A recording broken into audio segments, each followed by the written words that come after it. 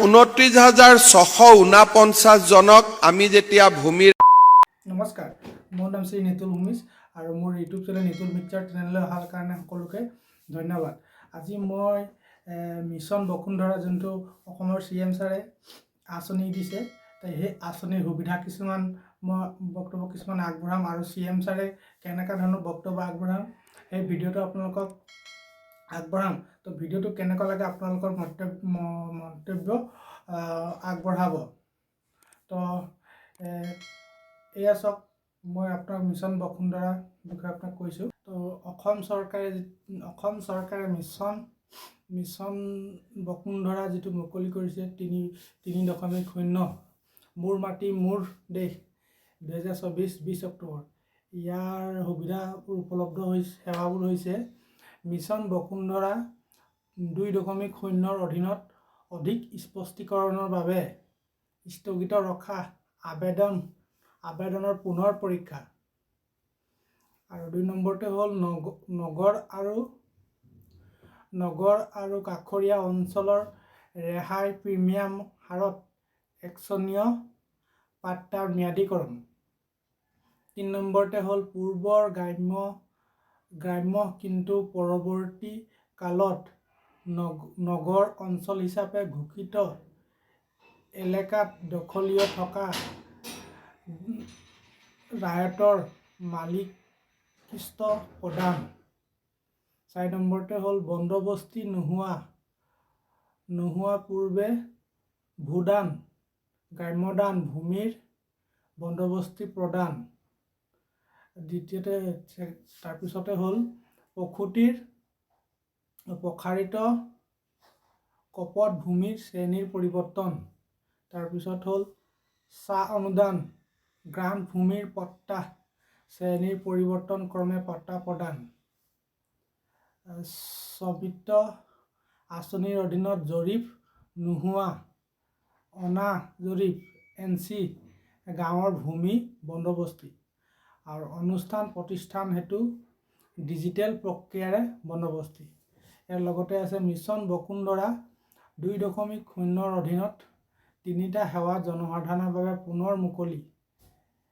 এইকেইটা হ'ল সাধাৰণ চৰকাৰী আৰু চিলিং চৰকাৰী ভূমি পট্টন, দখলীস্থত থকা ৰায়ত মালিকীস্বত্ব প্ৰদান গ্ৰাম্য অঞ্চল, খিলঞ্জীয়া লোক কফি চাহ ৰবৰ খেতিৰ বাবে ব্যৱহাৰ কৰি থকা ভূমি পট্টন। ডিব্ৰুগড় আৰু তিনিচুকীয়া জিলাৰ পুনৰ নিৰ্মাণৰ মেপসমূহ জনসাধাৰণৰ বাবে মুকলি। আৰু পঞ্জীয়ন নকৰা ঐচ্ছিক পঞ্জীয়ন নথিসমূহৰ বাবে ডিজিটেল সংস্কৰণ কৰা। আৰু ৰাজহ আৰু দুৰ্যোগ ব্যৱস্থাপন বিভাগ বিষয়া কৰ্মচাৰীসকলৰ project CUG close use group অধীনত SIM কাৰ্ড বিতৰণ। এইবোৰ সুবিধা দিছে ৰাজহ আৰু দুৰ্যোগ ব্যৱস্থাপন বিভাগ অসম চৰকাৰৰ দ্বাৰা জনহিততে প্ৰচাৰিত। এই সেৱাসমূহ উপলব্ধ হ'ব আপোনাৰ sewa.assam.gov.in আবেদন কৰিব পাৰিব, নতুবা আপোনালোকৰ নিকটৱৰ্তী ৰাজহুৱা সুবিধা কেন্দ্ৰলৈ গৈও আবেদন প্ৰক্ৰিয়া সম্পন্ন কৰিব পাৰিব। এনেকুৱা ধৰণে আপোনালোকে এই সুবিধাবোৰ ল'ব পাৰিব। 15 লাখ লোকে আবেদন কৰিলে আমি 3 লাখ লোকক কিয় মাটিৰ পট্টা দিলোঁ? ইয়াৰ মূল কথাটোৱে হ'ল মিছন বসুন্ধৰাৰ লক্ষ্য হ'ল যে যোগ্যজনে মাটিৰ পট্টা পাব লাগে। সেইকাৰণে ইয়াক আমি অৰুণোদয় আঁচনিৰ লগত তুলনা কৰা নাছিলোঁ যে হিতাধিকাৰীৰ সংখ্যা বাঢ়িব লাগে।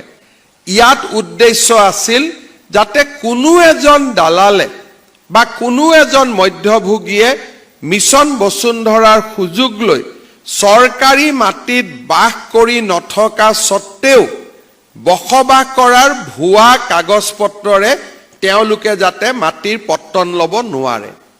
তাৰ কাৰণে আমি এটা ক্লজ দিছিলোঁ যে যিকোনো মানুহে ভূমিৰ অধিকাৰ পাবলৈ হ'লে তেওঁলোকে 1951 চনত অসমত থকাৰ প্ৰমাণ দিব লাগিব অৰ্থাৎ তিনিটা প্ৰজন্মৰ তেওঁলোকে প্ৰমাণ দিব লাগিব আৰু সাধাৰণতে এটা প্ৰজন্মক আমি 25 বছৰ বুলি ধৰি লওঁ আৰু 75 বছৰ আমি যদি 2024 বা 22ৰ পৰা উভতি যাওঁ তেতিয়াহ'লে ই 1951 চন হয়গৈ আৰু এই 1951 চনৰ ধাৰণাটো থকা বাবেই মিছন বসুন্ধৰা এক প্ৰকাৰ খিলঞ্জীয়া লোকৰ ভূমি অধিকাৰৰ এক অস্ত্ৰ বা খিলঞ্জীয়া লোকেহে মাটি পাব তেনে এক ধাৰণাৰে আমি আগবাঢ়িব পাৰিছিলোঁ ইয়াৰ ফলত যিবিলাক জিলাত সাধাৰণতে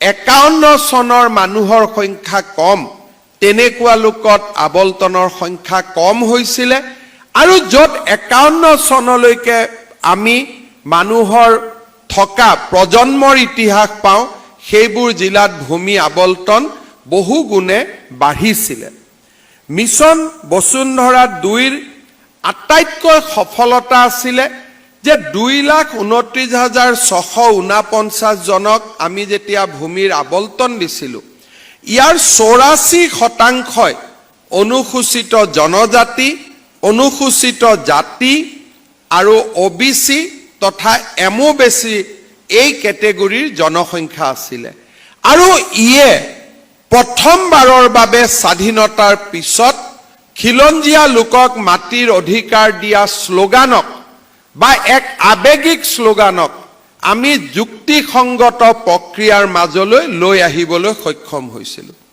বিধানসভাত কংগ্ৰেছ দলে ইয়াক সমালোচনা কৰিছিল UDF দলে আমাক সমালোচনা কৰিছিল কিন্তু আমি স্পষ্টভাৱে কৈছিলোঁ যে মিছন বসুন্ধৰা খিলঞ্জীয়া লোকৰ ভূমিৰ অধিকাৰ দিয়াৰ এক প্ৰক্ৰিয়া আৰু ইয়াত আমি বুজাবুজি কৰিবলৈ সন্মত নহয়